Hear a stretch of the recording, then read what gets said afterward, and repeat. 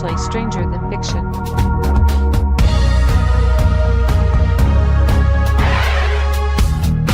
The purpose of these shows are not to scare you, but to prepare you, because what you don't know could hurt you. The word says in Hosea 4:6, "My people are destroyed for the lack of knowledge." Thank you for joining us. My name is Julie, and here is the host of the show, Barry Meyer.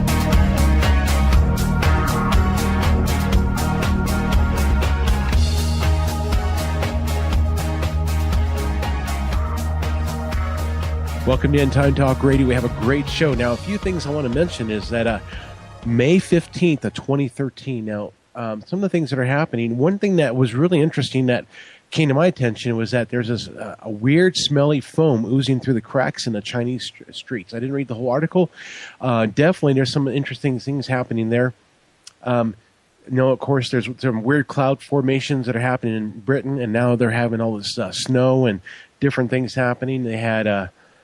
let's see here. On the Extinction Protocol on their website, a deep 6.8 magnitude earthquake hits out in the Mariana Islands. There's so many things happening. Also, something else that I came across on Wednesday, which was 2 days. What was it? Or was this just last week? I guess it was last week. The House of Representatives became the House of Prayer on Wednesday as lawmakers and Christian leaders met in a rare public gathering to ask God for wisdom, humility, and to bless America. So, hey, be praying that God will be moving. Now, also, I called the local radio station today. They've been talking about Benghazi and what's going on. And I called up and I said, guys, if they don't deal with what's going on with Obama, he is going to take our Second Amendment rights, or try to, and also the First Amendments. And then he's going to go after your children and your wives. And we need to stand up, and we need to trust God that he's going to see us through. Of course, I called our representatives, Cynthia Lumeth here in Wyoming, our only representatives, and I said, it's time that we need to start drafting the articles of impeachment. Now, we have a great show. We have Michael Mccune. Now, he's actually worked for the government. He was an auditor for 16 years, from 76 through 92. He owned also a business as a tax consultant. Now, he's also a writer of the Rant. Now, I want to make sure that if you want to check out and get the Rant, you want to make sure you get this email address. We'll have Michael give it out again, too. But his email that you want to get on is memccunewyo@yahoo.com. I got that right. And so he does a Rant. I also do put it on our website, our blog site, barry-julie.blogspot.com. You can actually check that. Now, he's also on a radio show called In Defense of a Nation. Now, Pastor Stan Grant will be on next week, and we'll be talking about America and the Bible. You definitely want to get on that. Michael, welcome to End Time Talk Radio. Hi, how are you doing today? Good, Michael. I actually met you. I've actually been going to the church down there at Destiny Christian Center in Greeley, Colorado, and that's how I met you. Of course, also through In Defense of a Nation. So it's really been great, just talking with you and meeting with you, and of course, listening to you on the radio show. Yes, I appreciate that. I've been getting a lot of support through those various entities, and my name's been getting out there. I've been asked to speak at numerous functions, political functions. The last radio show that you did on Defense of a Nation, I heard that you're also getting financial advisors applying for that. Yes. Oh, wow. I have people that actually have their own finance businesses where they handle other people's money, and they're using my Rant to as part of their newsletter that they're sending out to their clients. Wow, that's interesting. Now, can you give your email address out again so the people can actually... Yeah.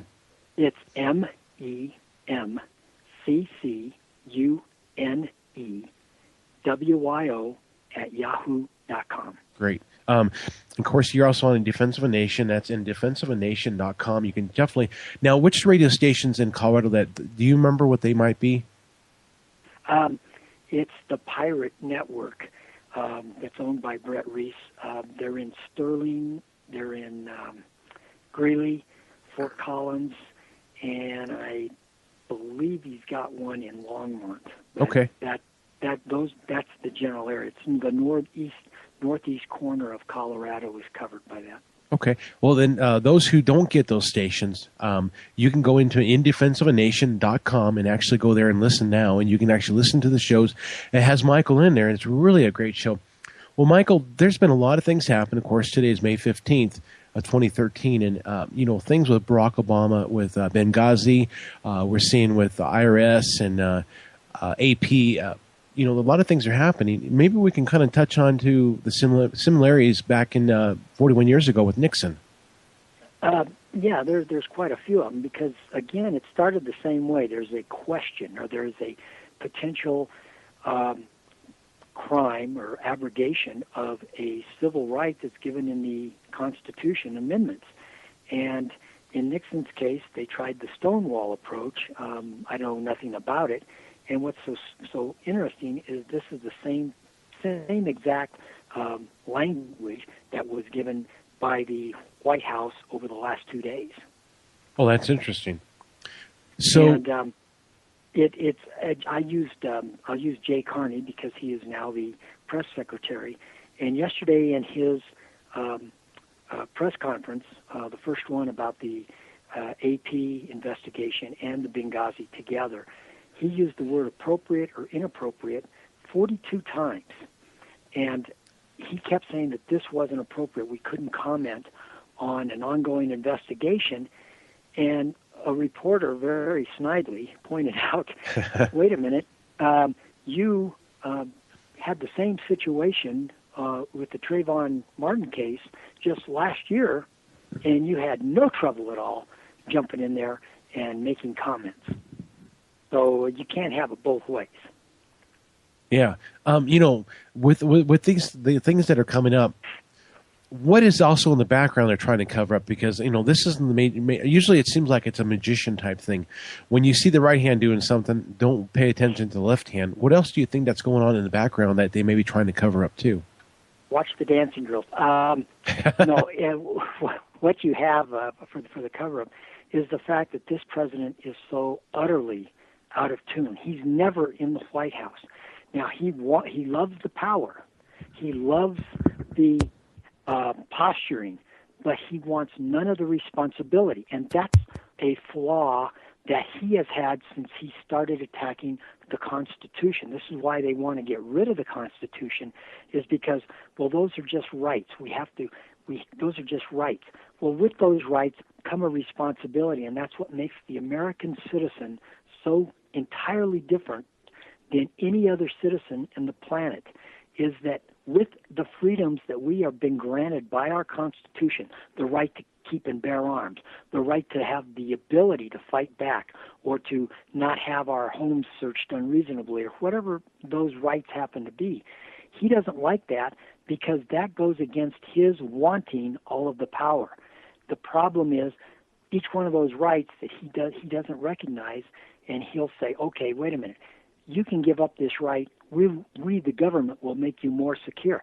And we have far too many people that are falling for that line of baloney. Yeah, there is. That is true. Down in Colorado, I heard that they're already turning in their 30-round clips for 10-round clips, and they're doing it for just because the government said so. Well, if they are, I think they're nuts. One of the ones that just showed how ridiculous that is one of the reasons that they gave to their people, the legislators and stuff that were voting on this, is that if we limit the amount of clips, the size of the clips, then we can minimize the damage. And they actually have some of the people that were making the votes thought that the clip, once it was used up, would be thrown away, not realizing that the clip only held the ammunition. It can be reloaded. Yeah. So their ignorance of guns is only surpassed by their fear of guns. Yeah, it's just crazy. And usually Wyoming, for some reason, is like the little sister. They kind of like to follow Colorado, so we're going to have to definitely be on our toes out here to make sure they don't pull the same thing that they did in Colorado. Absolutely, because we do it. I have one example of what the absentee president is facing, because, like I say, he wants the control, but he does not want any of the responsibility. And this was a question that was given to Jay Carney in Tuesday, the 14th press daily press conference. Okay. And the question from the reporter was, is if I could go back then to the IRS issue. The president did say if these activities had taken place, but there has been an acknowledgement on the part of the IRS leadership that these things did indeed occur. I wonder why the president used that phrasing in claiming it was outrageous. Well, first of all, I will have to tell you, when he said it was outrageous, again, that's a judgment. I'm sorry. Yeah. You're making a judgment about an action that's already taken place. But here was Carney's answer. Those from the IRS that have spoken about this obviously have much greater insight into what took place than, quote, we do, unquote. Huh. We have not seen the report. We have not independently collected information about what transpired. We need the independent inspector general's report to be released before we can make judgments. One person's view of what actions were taken or what that individual did is not enough for us to say something concretely happened that was inappropriate. There's that word again. Yeah. But the problem is he's saying we can't comment because it's an ongoing investigation, and then he turns right around and he calls it outrageous. Again, he's putting a judgment out there because outrageous, at least the way I always understood the word, is a judgment, or you're saying that this statement is outrageous, or that act is outrageous, or that a position that someone has taken a decision that this is outrageous, not normal. And again, this kind of stuff, when he said it was outrageous, that was the same word he used in the Trayvon Martin case. Huh, that's interesting that you bring up those correlations. Do you think that this is actually going to go the whole way of an impeachment, or are we just looking at okay, this is what we're talking about, and all of a sudden then it just kind of like, okay, now we're on to something different? They're going to be going on to something different. Again, unless there's something where they can put all of them together to show a pattern of deceit, a pattern of malfeasance, I don't think there will be an impeachment. But this is where the Benghazi emails that came out earlier today that they are releasing. Over the last 2 days, the White House has released more than 400 pages of emails and documentation that they have gotten from various entities like the Treasury Department, the Justice Department, or whatever. And you can't stonewall forever. This is showing that there was activity, and you cannot fully explain to anybody how a cabinet-level position could be involved in a decision and the president in his White House daily briefings not be aware of that. Yeah. This whole thing that's going on with the president, I'm amazed how many people are not paying attention to currently what's going on. I mean, it's like it's work as usual, it's going home as usual, but they're not paying to the issues at hand that are happening that can actually affect their life in the next few months, a year. Yes. And again, people don't understand how rapidly this change is coming to us. One of the things I did just before we got together today is I put the price of gold. I checked the price on the market, the ticker, and it was at $1,391. Uh-huh. Well, if you go back to where we were in '72, $1 today compared to $1 in 1972, we are now 2.5 cents. Actually, it's 2.51 cents of what it was in 1972. So in 41 years, we've lost almost a complete power of devaluation each and every year to get it down to that 2.5 cents. This is almost what the Weimar Republic went through just before it collapsed and Hitler took over. Wow, we're that close that things could happen like that. Yes, and again, if the market had kept up with the inflation, it had just cracked 1,000 for the first time. It was hovering just at 1,100. Well, if you multiply that times 39 times, then the market maybe should be 42,000 instead of the paltry 15.5 that it's at. But by the same token, the base, the value, the actual value, not the paper price, but the actual value of those companies, because revenues and everything are down, it's not there. It's all, in other words, it's almost entirely generated by the printing press of the Federal Reserve. Well, I'm reading some of the news stories I was finding this morning. It said record high gold bullion sales for Perth Mint for the month of April 2013. It says that they have actually reached 111,000 troy ounces, a double from the month before or a year before. That's on contract sales, and most of those are paper. Those are paper transactions. That's where you go in and buy the commodity. You can buy cattle or whatever, okay, and you own it on paper, so you can sell it on paper, but you never get to the point where you actually take physical possession of the gold. And this has been one of the market's problems, is it has far, far, far too much buoyancy in trades to match what is actually available. For instance, they sold almost 150 times the amount of wheat than what the world produced last year. Really? Those various contracts, yeah. Well, that's just like how they do with oil. They buy it and they make the price go up higher than what it should be. Right. And again, the oil's almost the same thing, but it is tied directly. It's one of the few commodities in the world that is tied directly to the dollar, the value of a dollar. And I pointed this out to a group that I was talking to just 2 weeks ago now, and I told them that if the price of the dollar had stayed the same, the value of a dollar had actually stayed the same over the last 5 years, we would still be back at maybe $1.29, $1.30 a gallon, because of what the dollar has done. However, they have to charge more for it because the value of the dollar has dropped that much just since they started running the printing press. Well, what's scary about it is, when you don't hold when you don't hold an asset that actually has real value, and it's actually in paper, when it goes down, you go down with it. I mean, there's nothing that keeps you from going down that drain.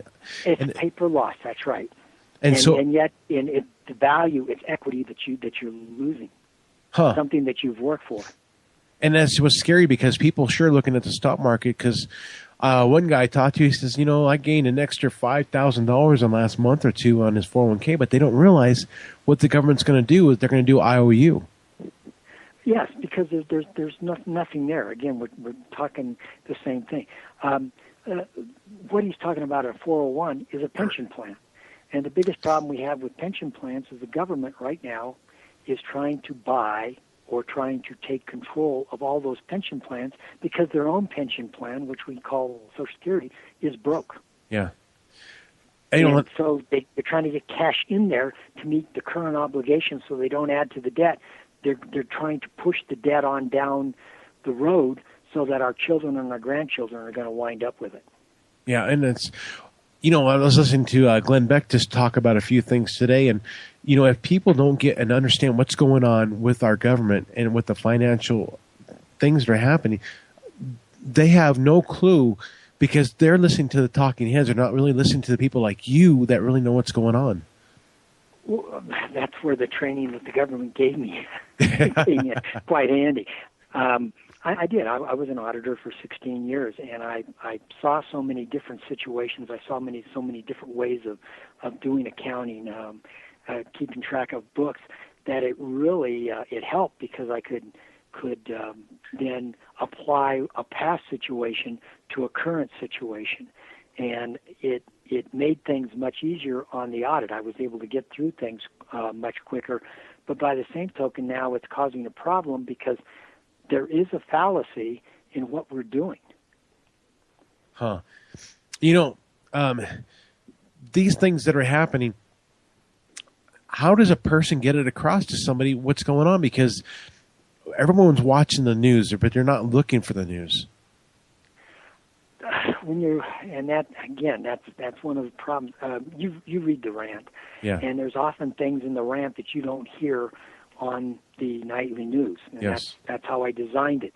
And one of the problems is I know where to look for this stuff, and somebody that doesn't know where to look, or somebody that doesn't have the time to look, they're not going to find these stories or know the import of these stories very often. And so as a result, too many people do rely on the regular news. And when you say the regular news, I'm talking CBS, NBC, and ABC. Well, as we found out, one of those networks is owned by General Electric, which is a big Obama supporter.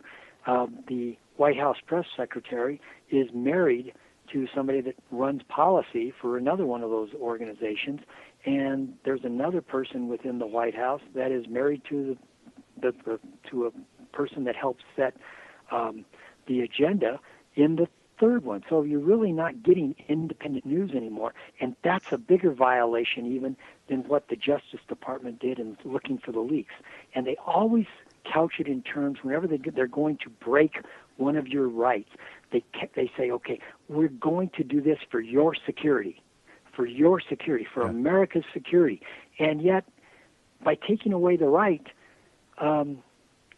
we're losing our ability to even make the right decisions, because we are dumb. We are dumb anymore. We want to stay fat, dumb, and happy and not have to worry about these things until something happens, when it's going to be your family, or it's going to be your kid, or it's going to be a neighbor that is attacked by these same tactics. Huh. That I guess where I run the radio show here, it's often hard for me to correlate things to people, because unless you've really lived it like you have, it's hard for me to correlate it, because you can just say, okay, this and that and everything else. And so that's why I have guests on to come on and talk about these current events that are happening. Michael, how did you start seeing things as an auditor? How did you understand that, hey, this isn't quite right? I was put in charge of doing oil and gas audits, the head of the oil and gas natural resources type mineral severance ideals. What happened was I came up with a audit and gave them the data of where the problems were at. The first audit was a test audit, and we showed where the problems were going to be at and how they had to be corrected. And not all the problems were limited to the companies, the producers, or the industry itself. A lot of them were in the way that the laws were written and administered. And I finally, I can remember one meeting that I had where there was a vice president of an oil company and several directors, and they were all sitting around, and we kept arguing back and forth, and finally the director dismissed everybody but me for lunch. And he tossed down his pen and he says, "What is it going to take for you to give us the answer we want?" And that was the point where I suddenly realized I wasn't out there working for the people as I had always believed. That I was trying to make things right, that our government was for us, but that our government didn't care what was right and wrong. They just wanted an answer that showed that their policies were correct. And that was back during the time when the first George Bush was president in 1989. Wow. So now we're on all these scandals and stuff like that. What's next? What is there going to be another scandal? There's going to be more deceit, and not scandals, but there's going to be more deceit, and the scandals will come out of that. For instance, today, just a couple of hours ago, in fact, it was announced by Treasury Secretary Jack Lew that he had fired this individual, Miller, at the IRS.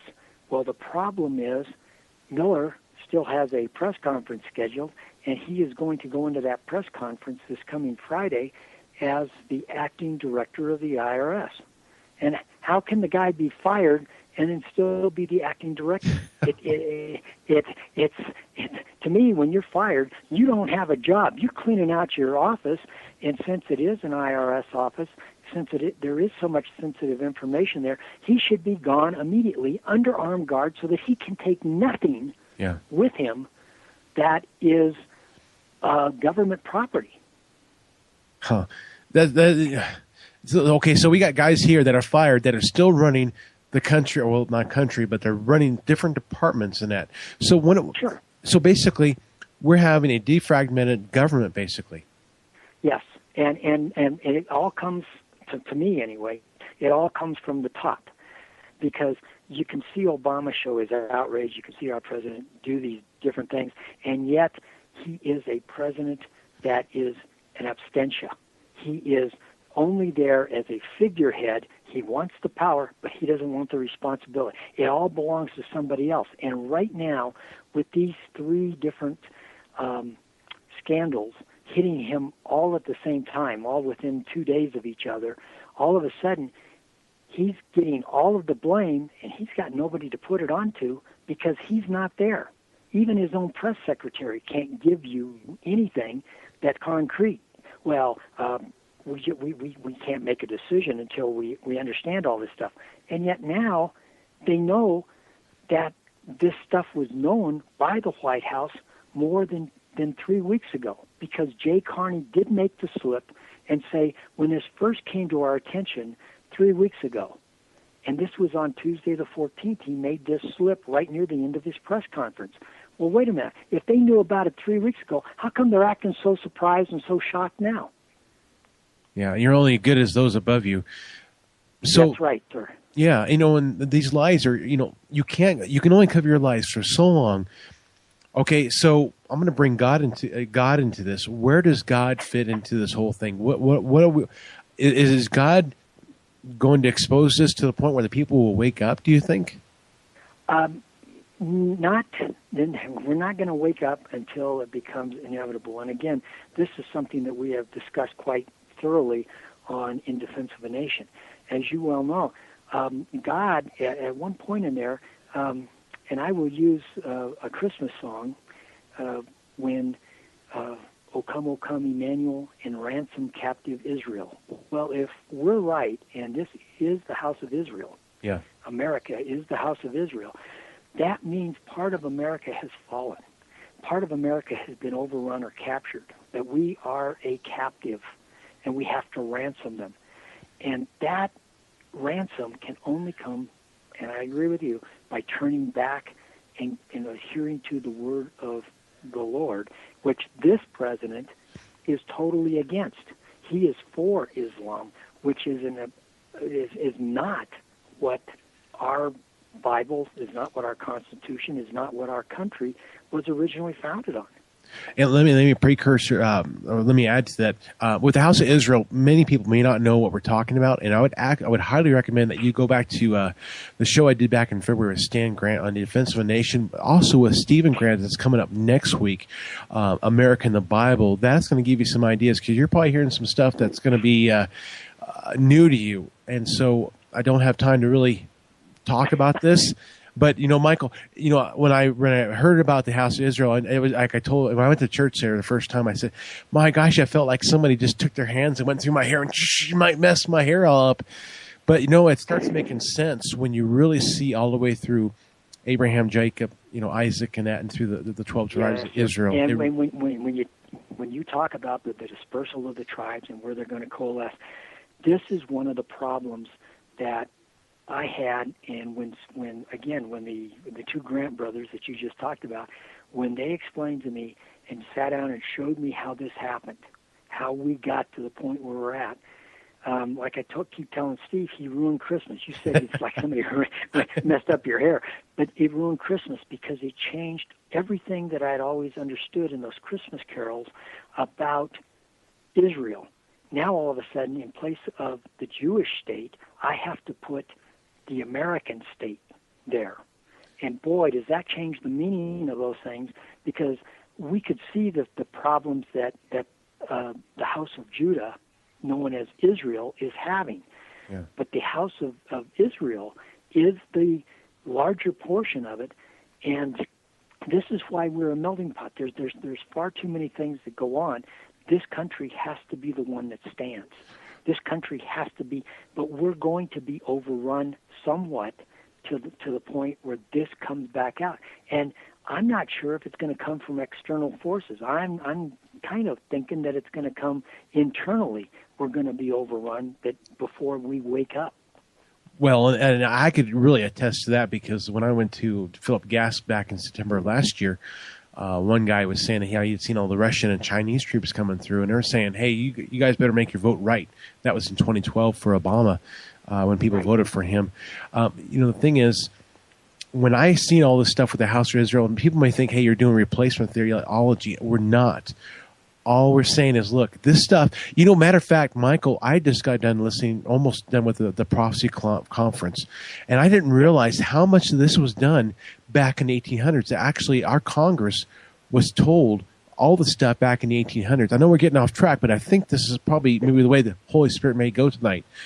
But, there is so much that has been taken away of our understanding of God's Word that we may be looking at things backwards and not the way we should be looking at it. And again, that's looking at it backwards. This is why they've taken prayer out of school. This is why you can't mention God in public, is because if you don't speak the Word, then you don't have a reliance on that. Just because you read the Word isn't good enough. You also have to speak it. And that's why they have outlawed so much of what the Bible says we have to do. Well, that's imposing a religion. No, it is not. It's not imposing a religion. They have just as much right not to listen as I have to say it, or vice versa. And the point in case is that I lost my train of thought. How that happens, Michael. Sure. That's called old age. Yeah, I'm getting up. I'm getting myself. I'm 42 now, so I do find I lose my gloves or whatever. But right. So much, so many Christians right now are looking at, okay, it's the end days, this is it, and just throw their hands up. But you know what, though? I heard somebody talk about, George Washington. If George Washington looked and said, well, the British are coming, I guess this must be the end days, and throw his hands up, our country wouldn't be where it's at. And I think God is calling Christians to do something instead of putting their thumb in their mouth and going, well, we'll just wait for Jesus to come back. No, God is calling us to something bigger. And if you understand what's really kind of going on and see things, and don't plug your ears, because so often, Michael, when you bring this subject up, I've had many people turn me off. And the thing that God gave me in Mark chapter 4, verse 23 through 25, that he said, if you're willing to listen, more is going to be added. But if you think you know something, even that will be taken away. So we're asking those who are listening, you really have an ear to listen, because God is really saying some stuff. And remember, Daniel did say, the books would be closed, but in the end days, things would be opened up. And so I definitely ask you to have an open heart and just ask the Holy Spirit to give to you understanding you may not understand. And Michael, what happens is when you understand with the house of Israel and the house of Judah, you start going from a part where I can't do nothing. Like, wait a second here. If this is true, then I guess I can trust my God. I can do some stuff, and I can actually stand up for my country, which is the book stands and the radio station or radio show says, in defense of a nation. I can start standing up. Yes, and it gives you courage. And you used George Washington. George didn't just throw up his hands in despair. What he would do every day is pray. Yeah, he would seek guidance, and the crossing at Delaware, the first victory when he took Trenton, that happened or came to him while he was praying. It wasn't something that he had designed prior. He was seeking, finding a weak spot, finding a spot where he could rally the troops, so to speak. But to cross that river in winter and come out and manage to all the things that had to go right for him to get there. It's the same thing as when the Pilgrims came over here. Everybody thinks, we're taught in school they left England and came to America. Yeah. Well, they left England and went to Holland first. They went to the Netherlands. And things were uncomfortable there. They went back to England, started here. One of the two ships that they had sank, so they had to turn around and go back, and they came back then. They split the group, and only one half of them came over on the Mayflower, and that's where we got established. Well, and that's that movie with Kirk Cameron called Monumental. And what was interesting is when they're on that was a really good movie. And there's a statue out there, and I don't remember what state. I don't know, Massachusetts. Was it Massachusetts? They talked about this statue that if we forget who we are, we go back to our roots. Right. And I saw the same movie, and it was kind of interesting because I had never heard of that. I'd gone through 4 years of college even, and had never heard of this monument. And all of a sudden it's there. So I watched it the first time, and I got chills when I was watching it because it was so...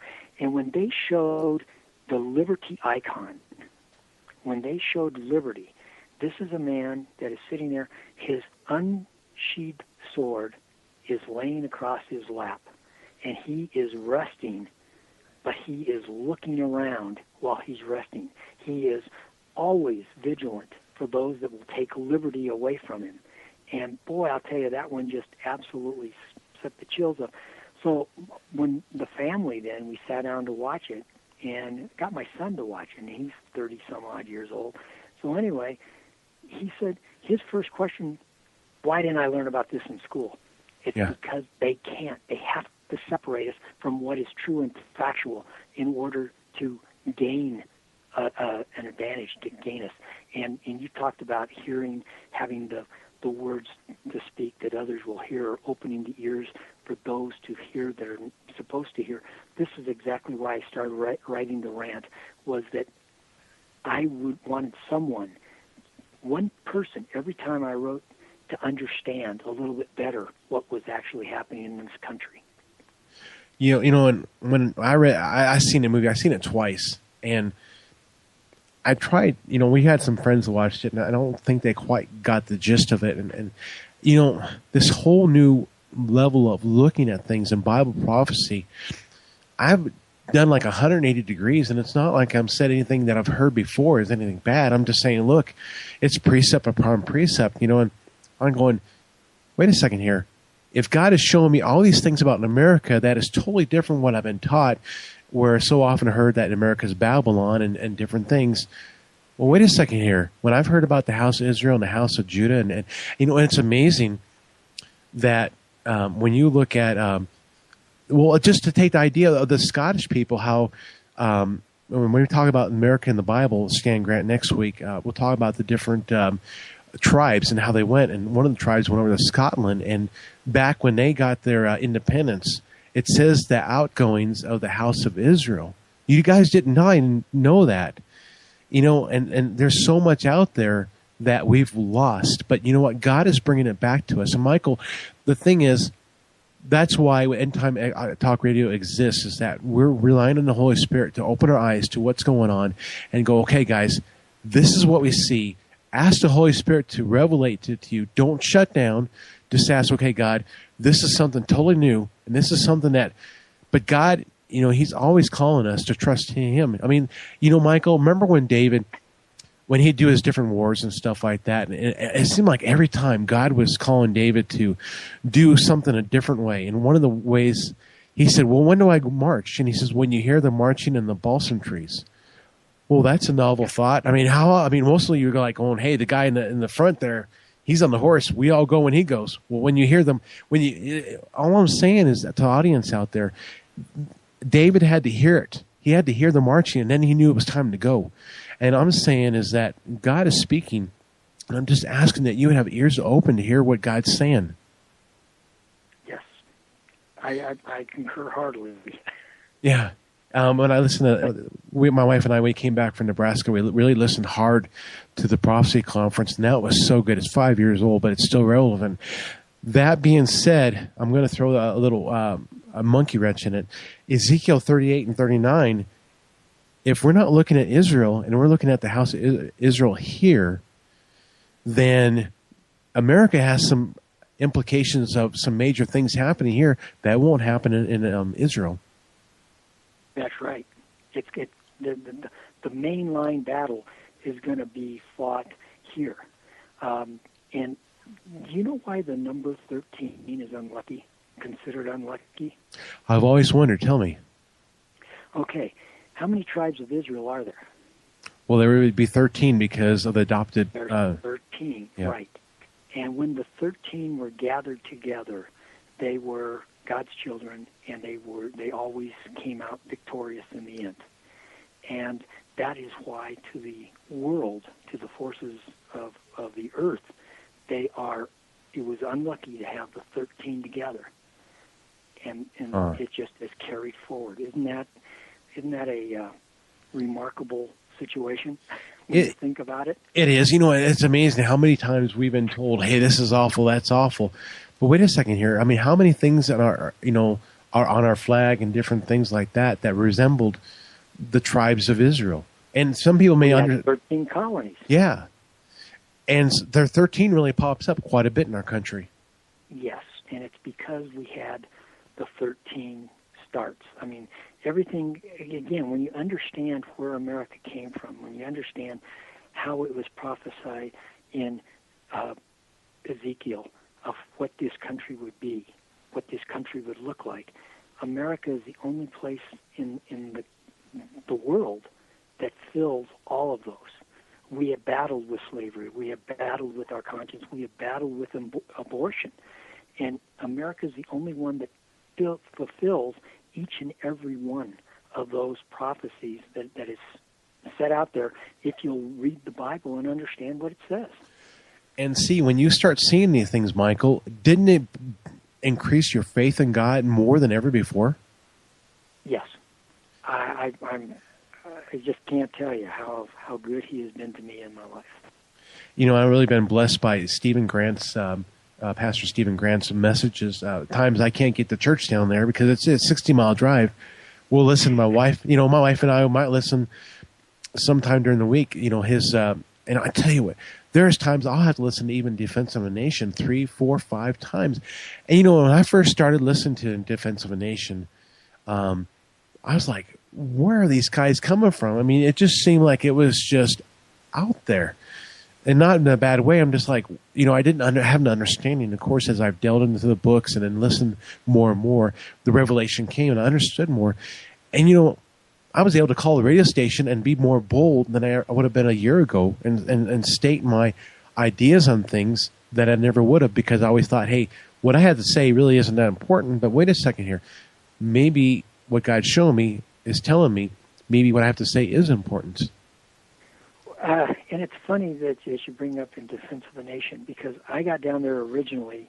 The show has been going for several years, and I got down there originally because they wanted me to talk about the Solyndra problem with the government and the money that had been wasted there, et cetera, et cetera. Well, the response to that was good, and so later on they called me back for another guest spot. And gradually, I just grew into where they finally said, okay, come back next week and we'll put you on the show all the time. So they gave me my own mic. But what happens is once you understand this, there's no going back. And I'm with you. I was in the same boat. It didn't fit. These guys were out in left field, and now all of a sudden, when you open your eyes and actually see what is happening and see how it fits, and don't make sure that all the facts are there, all of a sudden you're going, holy cow, America is the place that they were talking about. And once that revelation hits, that it's not Israel, but the House of Israel, boy, that just changes your whole perspective on everything you do every day of your life. And see, the thing is that it doesn't take away the importance of Israel, because Israel is very important too. All we're saying is that, hey, God's doing some things here, and if you're not seeing what's going on, hey, you could really get what's that saying? Get an uppercut to the jaw or something like that. Get totally get caught off guard. And I'm so glad that I came across, because, this isn't something that you could just jump in and go, okay, I learned it. No, this is something you really have to you know how it is when you have a really good steak. Boy, you really chew and chew and chew on it. And that's what it's been like. And, Michael, I can't tell you how the messages that Stephen Grant and even that Stan Grant have said that have really just made me think and even come up higher and just really chew like a cow does. Right. You're trying to get the last drop of flavor out of it. Yeah. And yeah, like I say, I go down there every week, and the best part about being with those two guys is that I can learn something new. I can get a new perspective every single week, every single show that is put out, because they have so much knowledge. They have so much depth of knowledge in an area that I was basically unfamiliar with. And because I went through a traditional church, and, you know, they skip over so much of that stuff. You show up, and they're worried about their attendance, their tax-exempt status, and the cash inflow. Yeah. These guys are not. They come at it from a different angle. And boy, when you start trying to compare those things, all of a sudden you're going, this cannot, they have to be right. I don't want it to be right.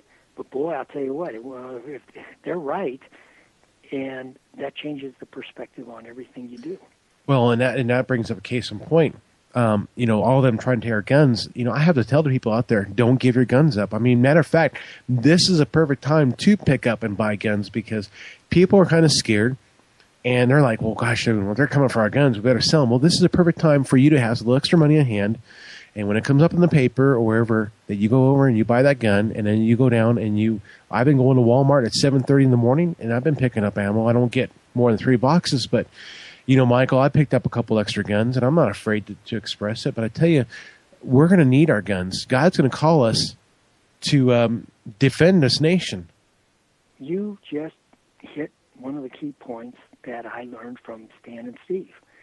And it was when the Israelites were escaping from Egypt in the Exodus, and the Red Sea parted, and the Israelis got to the other side, and the sea closed back in on the Egyptians. All of that weaponry, all of the washed ashore, the Israelis were instructed by God to pick it up. Yep. He armed them. They were slaves. And if you don't have a weapon, you are a slave. You're not a citizen, you're a subject. And he armed them because he knew that they had struggles ahead. And that just, like I say, again, when you put those things into context with where we're at, we're the only government in the world. We have the only constitution, and it's actually referred to as the Constitution in the Bible, that has the right of the citizenry to have arms. Yeah. Now, they'll arm you.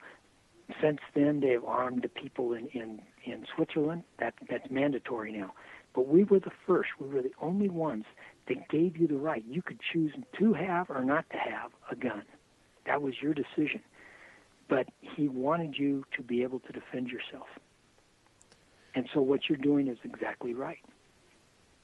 Yeah, you know, and most people don't realize it, but Michael, you live right here in Cheyenne too, so it makes it nice that, you know, I have someone else I can talk with.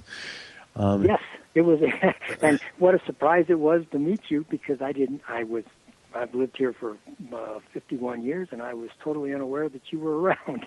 Well, you know, of course, I've been doing End Time Talk Radio for about 3 years now, and of course, I've come across so many different things, and you kind of feel like you're in a washing machine. Not, I'm saying it's bad. I'm just like, my gosh, I mean, there's been so many things I've learned through the years of doing End Time Talk Radio that I've really never seen before. Of course, like you said, I came out of a traditional church. I came Lutheran years ago, tried the Pentecostal and all that other stuff, and of course, you know, you meddle through all the stuff because, you know, all this stuff gets thrown at you. Try this, try that. But when you start coming across some heavy-duty meat and potatoes type stuff, you're going, wait a second, this stuff really makes sense. I mean, it sounds crazy because, you know, Michael, if we're facing Ezekiel 38 and 39, which I believe we are, in our nation, yeah, people really need to gear up and really see, like you were talking about that guy in the statue, and see what's going on and not keep their head in the sand and looking at their paycheck, their job, and going, okay, God, what are you doing? What are you saying? I need to be ready for what's coming next. Yes. I mean, again, we have to be prepared, because if you're not, government, by its nature, wants to control. Yes. And unfortunately, God gave us free will. We can accept or reject. But if we reject, then you are condemned. And that was the message that Jesus brought. He was the dividing line.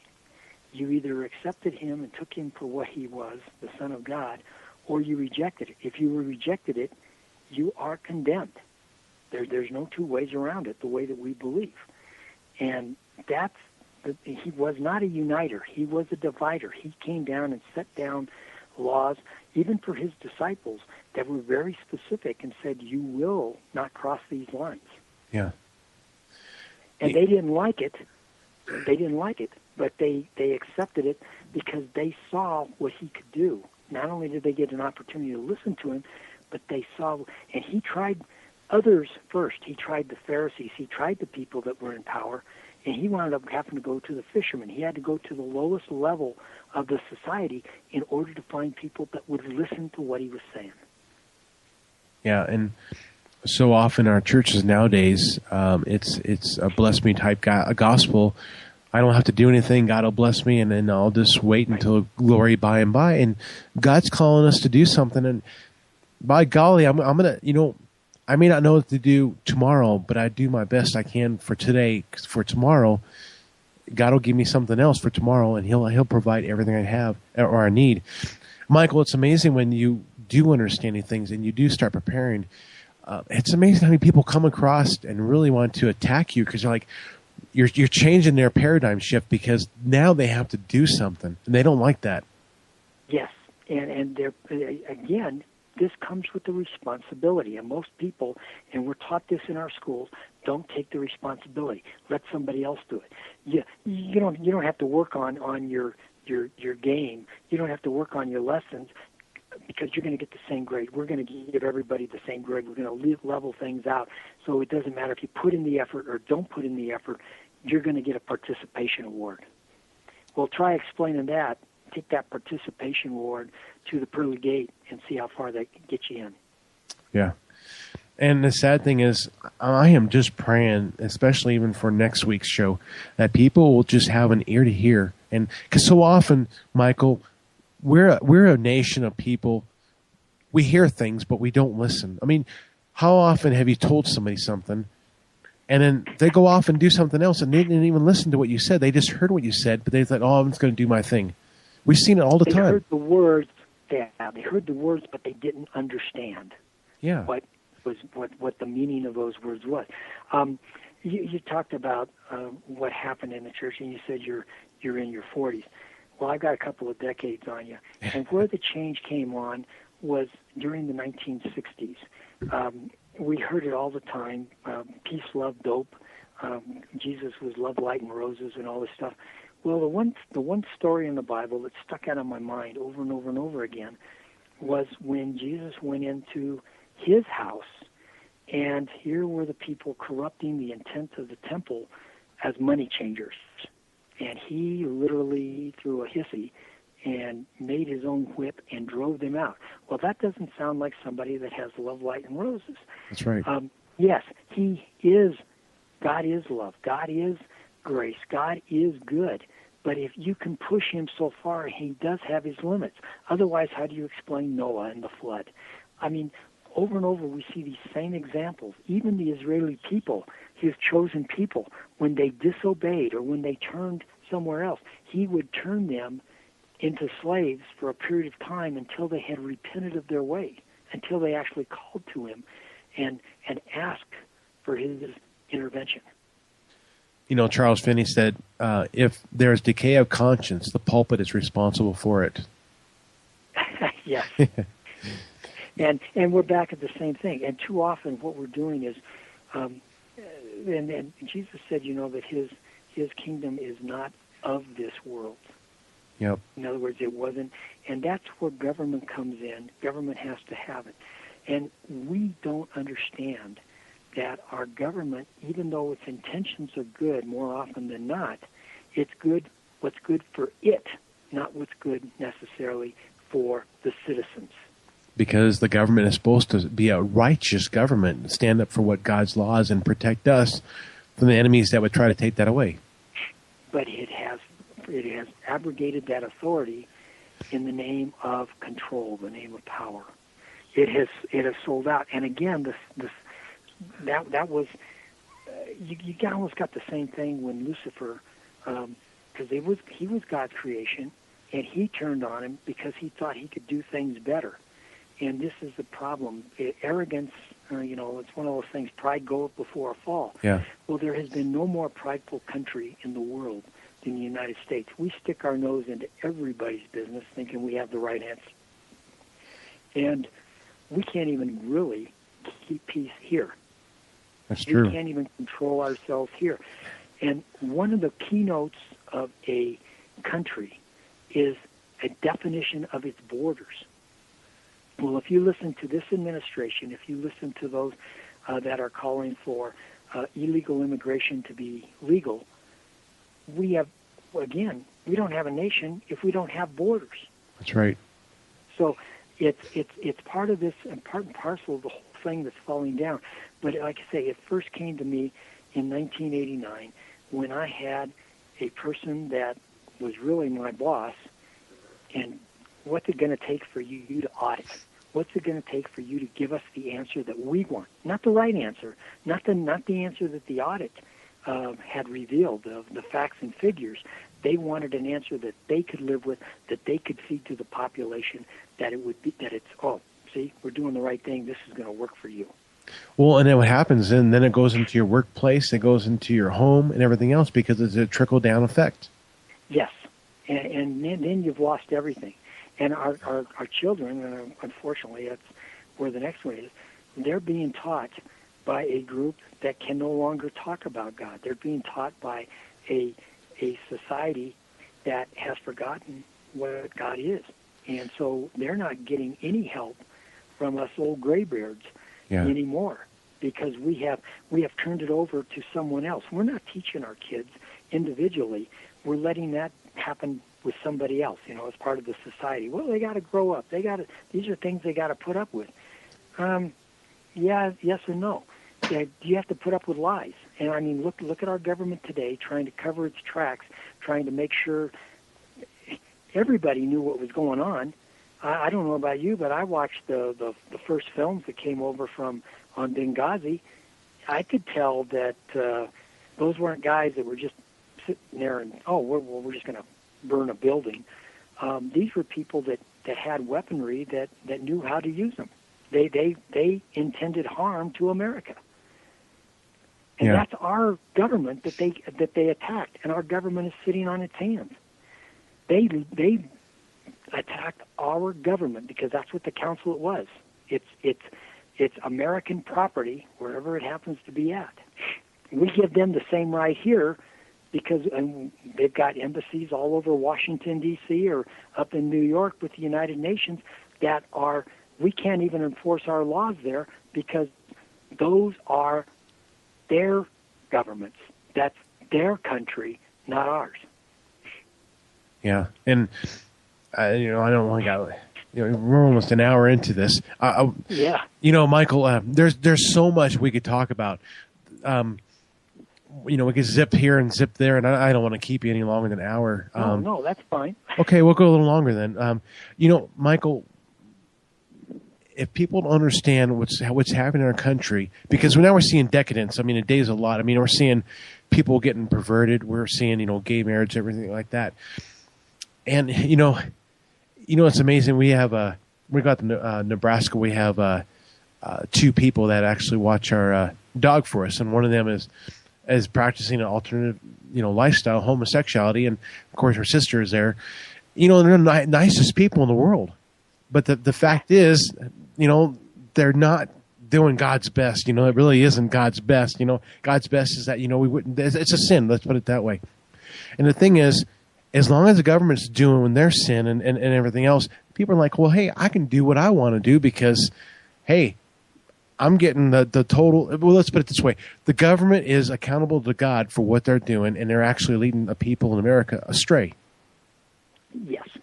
But again, there's a difference. There's a distinct break between civil government and your moral government. Yes. And unfortunately, what we have done is that war, over the years, we elect somebody because he sounds good, or we elect somebody because they are pretty, or because they dress well, or they can express themselves well. Well, this was the snake in the Garden of Eden. Yeah. This was and they can't do it alone. They do it by dumbing us down. Well, I'm going to do something for you. Well, and I use this example when I talk to groups. Okay, you tell me, you as an individual right here in the front row, you tell me what it is you most desire. I'm going to be the part of the U.S. government. Okay, here it is. I'm going to give you that desire. Now I go to the next guy, and I ask him the same thing. And I go through the entire front row. And then I'll turn around and I'll say, okay, now all you guys, I have wishes. I can't get to them because everything I take has to pay for these 7 guys' wishes. Yeah. And the problem is there's not enough money to go around to all those things. Well, that's how they buy votes. They're buying votes by saying, I'm going to take care of this for you, or I'm going to take care of that for you. And what you don't realize is how much is actually costing you, because I'm not paying for what I just got. You are, Barry. But by the same token, your wish, everybody that's hearing this, is paying for that wish that you wanted, that the government granted you. They can't grant anything. They can only create the illusion that they're giving you something, or that they're going to look out for you. They are actually looking out for themselves. And the more money they take, the more it adds to the power and the control that they have. And the only thing the government has ever created for us is money. They created the concept.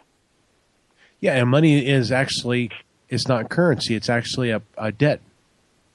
It's a debt. It's a debtor's note. You're right. Everyone that they print is a debt to the country. And real currency is actually gold and silver and some precious commodity. And if this collapses as we have intimated that it can, then your most valuable currency is going to be food. It's going to be energy. It's going to be shelter. Those are going to carry more weight than anything else, because you're not going to be able to replace them. And you're going to have to protect yourself from the elements, particularly up here in Cheyenne, because of the wind and the cold. I mean, it doesn't get that cold that often, the actual temperature. But the chill factor, if you're outside in it for very long, that chill factor will just eat you up. 80-mile-an-hour winds is not unheard of around here. Right. And it never blows. They call Chicago the Windy City. Obviously, they never visited Cheyenne first. Yeah. It's a great place. I mean, especially the summers. I mean, Michael, last night, it was perfect here in Cheyenne, Wyoming. Yes, it was. My wife and I, we sat out on the deck and watched the stars and stuff, and then we left the door open all last night. It was perfect. The winters can get just a little rough. I mean, I had snowdrifts that were 5 foot deep, and that was from the wind. So. Yeah, and we didn't get that much snow until the last month. We had snows that got pretty deep, but yeah, it was just because of the wind blowing it around. So, yeah, it's a mess. And there's another one, water. We have to send so much water downstream because other states have grandfather rights on it. Well, the problem is from the North Platte, what happens the day that it comes that we can't send the 800,000 acre feet of water down the river into Nebraska, because we don't have it? Well, the law says we have to send it. Where's it going to come from? How are they going to justify that? Well, we went in Nebraska. We went over to the Platte River, and there was hardly any water in there. I mean, you could literally probably walk across the Platte River. There was none. Right. And because it's not time to send it down yet. You don't have to send it down until the 1st of August. Now the one thing that's interesting about Cheyenne is that we actually have reservoirs 150 miles feeding us out there by Hog Park. So right. I don't think we have to send that downstream. Have you heard? No, we don't. We will pull that over here and use it, but then it goes into Crow Creek, which eventually winds up in the Platte. Yeah. So it's all tied together. But again, look at what's happening in Colorado. So much of the water has to go down to Arizona or to California, down the Colorado River. Well, again, they're having a dry winter up until the last couple of weeks. What if there wasn't enough water to send down? Because again, I don't know if you've been down to Horsetooth or some of those Dillon or some of those places, but those lakes are very, very low. Those reservoirs are very low.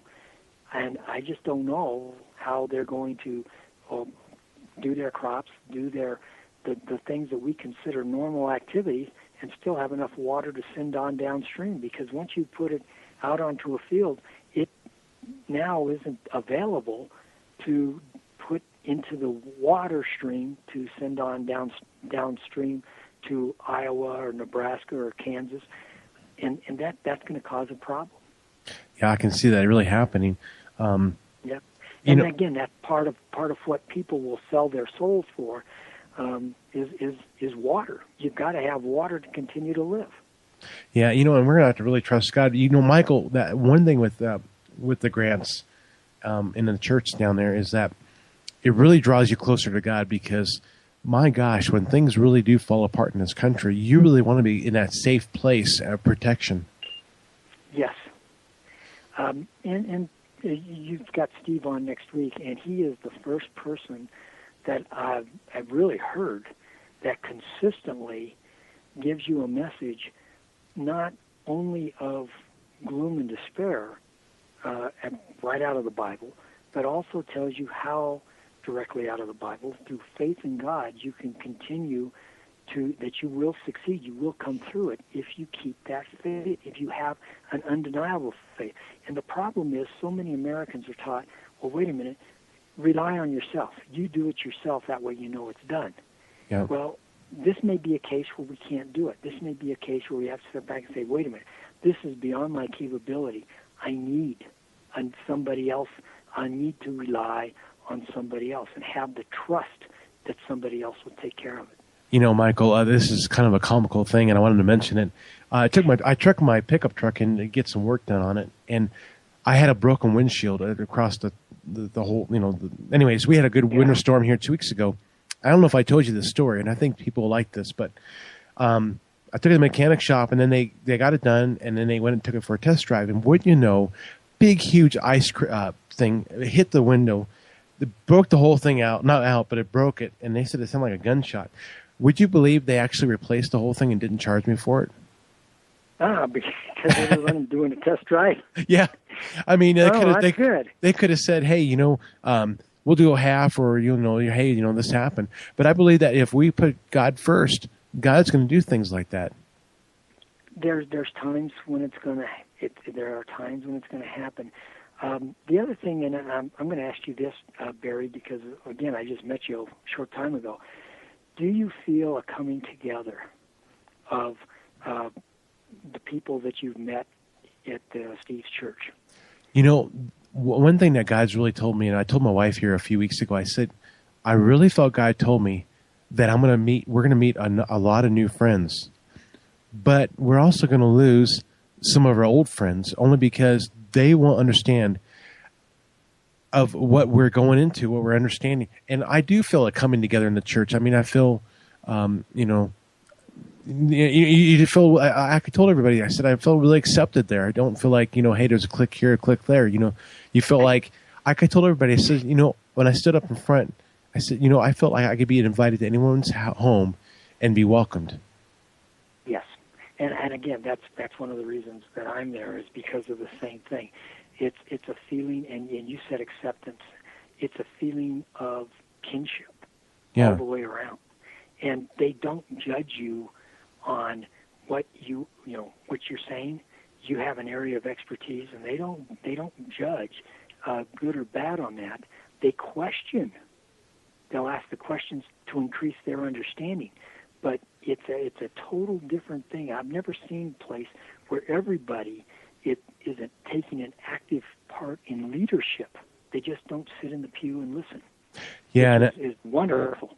Yeah, and that's what happens in so many churches, because everybody goes out and eats and does their thing and whatever else. But I feel like I wish we could be closer. Let's put it that way. But I believe that God is doing something up here in Cheyenne that can actually be an offshoot. Well, and many of them are looking at moving to the Cheyenne region or to the Wyoming region because of the problems that they're encountering with their government, their state government down there. They don't like the gay marriage. They don't like the gun control situations, and they don't like the socialist type stuff that they're giving, where they give, for instance, illegal aliens the same in-state tuition at colleges. Well, even though I'm a legal American and could go to college there, because I live outside of the state, I have to pay out-of-state tuition. Well, why take an American or a non-American over someone that is American? That just doesn't even make any sense. If you're going to do it, you know, if you don't take care of yourself first, you don't take care of the people that are there first, then you're never going to get anywhere. We're going to continue to fall into second-rate status. Yeah, and I can see, you know, where God, you know, where they talk about how God's really going to judge His nation and really bring the things along that are really going to cause a lot of disaster. But at the same time, I can see where, hey, you want to keep a gun because when God says enough, and then He sends His angels, basically, I don't know how to explain it, but He basically sends His power to help us defeat the enemy that comes over us to try to take us over. Right. And again, that's one of the things that you need. And, you know, they had an old saying that when guns are outlawed, only outlaws will have guns. That's right. Well, it's the same thing. And where we live, if you waited for I'm going to dial 911, you not shoot me when you're coming into my house until I dial 911, it still takes 4 or 5 minutes for them to respond at best. And if it happens to be one of those days where they're getting the 911 calls on what the weather is, or yeah, I know. Yeah, wasn't that an amazing article? Anyway, the misuse of the because people can't think for themselves anymore. They have lost the capacity to understand what's going on, and that is what's going to cause us more problems in the long run than even a corrupt government.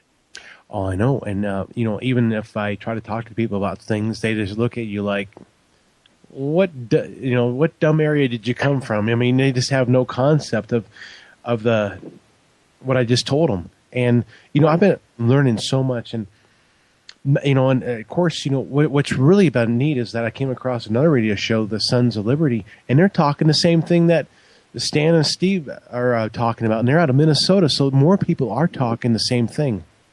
More people can see it's coming. And again, I think these were the original leaders. And again, if you look at the Bible, it says there's going to be 144,000 from each of the tribes that are going to get the message. And I think this is what's going to happen. Well, if you take the 10 tribes that came to America, that were the House of Isreal, that's 1.4 million. And that's what's going to wind up having to take us that next step. And these people are waking up to the fact that we're in danger. And to me, it's a warning sign that it's more imminent than even we think, just because of your last statement. So many people are now hearing what's being said. And again, this was an indication of the end time. Yeah, and gosh, you know, so often I see it. You know, I literally walked out of the church, not on bad terms, 5 years ago. And when I came to Destiny Christian Center here a while back here, that's the first time I really walked into a church. I was sick of all of it. I mean, I even tried to check a few things out, and it's dead. I mean, you know how it is when you see a tree laying there. Hey, it looks like good wood, but when you open up, it's just decayed stuff. It's no good for nothing. You can't build a boat out of this. Right. And again, what the mainstream has, and the mainstream church has sold its soul for this 501c. Like I say, they've lost the purpose. Our Revolutionary War, it was the ministers in the pulpit that led the charge. Yep. And where are those ministers today? Again, they continue to they're talking loud. They're on TV, but their words are hollow because they they owe their position not to the people that are in the pew, but what the government has allowed them to do. And they're hirelings, and so when things get bad, who are the first ones to leave the ship? Them. I agree. Huh. And like I say, it comes right back to the same thing. What's it going to take for you to audit the way that we want? What's it going to take for you to give us the answer that we want? Well, that's not a government for the people. That's a government to control the people. And the gun issue is not about guns, it's about control. It's all about control, yes. And it doesn't matter which one. Healthcare, well, you're not going to be able to choose pretty soon. The only thing you're going to be able to do is go to the state exchange that's run by the government. That's just sad, you know. And you know, people, you know, I guess what gets me is, and I'm not against smartphones. I don't have a smartphone, but what I'm against is all this entertainment out there. I mean, the movies are nothing anymore. The movies, remember, movies used to be something you could go to and really have a great time. Now they're all this crazy stuff, and even if it's a good movie, there's stuff that they put in there, and it's no longer the cat from outer space. I'm just throwing something out, Right. you know. And so much is now junk. I mean, my wife and I, we hardly watch any TV anymore, Michael. I mean, we might catch some stuff in bed and watch, you know, something on our Kindle Fire, but usually there's nothing on TV anymore. I'll watch TV for the sports, Yeah. the live events. But as for the rest of it, there is no entertainment value really in today. I can remember we used to be captivated when you'd watch the shows like Swiss Family Robinson. Oh, yeah. I can remember when that first came out, and it was a real thrill to go to the movie and see this stuff. It wasn't a social event. You were there to watch the movie, and it took you to another land, took you to another place that you couldn't see. Well, now, by the time they're 5 or 6 years old, they've gotten blasé about seeing this stuff, and they lose themselves. It's so much easier to deal with a problem by losing yourself in that video game that you're playing. And we're actually getting kids that now think it's okay. For instance, the one out at Sandy Hook, after he did what he did and he turned around and we read, he thought he was playing a game. He had to kill everybody, and he couldn't let the cops kill him because if he did, they got his points. And he got points for the people that he killed. Wow. Points with who? Yeah. That's only in a game, but they can't separate reality from fake stuff. You know, we were hit with it over the head nine days in a row before we got a chance to go to the movie maybe once a month. Yeah. So it's a changing of the guard. It's a changing of the situation, and our schools also encourage it. And the simplest way to have done this would have been just to say, there's no cell phones in the school. You can't if you're caught with a cell phone, adios. And yet that's not what they do. And cell phones are one of the great disruptors. And I've always wondered how you would give a test, because I have a cell phone, I will have access to the internet. If I have access to the internet, I can find the answer to any question that you put on a test if I really wanted to. Yeah, that's true. That's true. So, I mean, and it's got a calculator built in. If I'm running a math test, a history test, whatever it happens to be, you'll be able to find the answers. And that's a problem that we really have. And the one thing, just for myself, and I'll go back to something that Jay Carney said in his press conference of yesterday, the 14th. He said, "We are not involved at the White House in any decisions made with ongoing criminal investigations." Interesting. And wow. Wait a minute. I mean, you've got emails that show that you knew about it. Yeah. So if you know about it and you're the president and you don't come back and say, "Hey, this is wrong," or that's okay, people are going to assume silence is golden, and therefore they're doing the right thing. Yeah, that's true. But it won't stick. God didn't do that. God doesn't do things that way. He sent prophets. even when people didn't want to hear him. He sent Moses and said, hey, Moses failed, and God said, no, that ain't good enough. You got to go back and do it again. And he'll make sure that people hear what he has to say. And that's true. Michael, before we leave here, I want to make sure. I was wondering, with the rant that you're doing, are you thinking about actually doing a blog on that so that people can actually, if they miss something, they can actually kind of go back?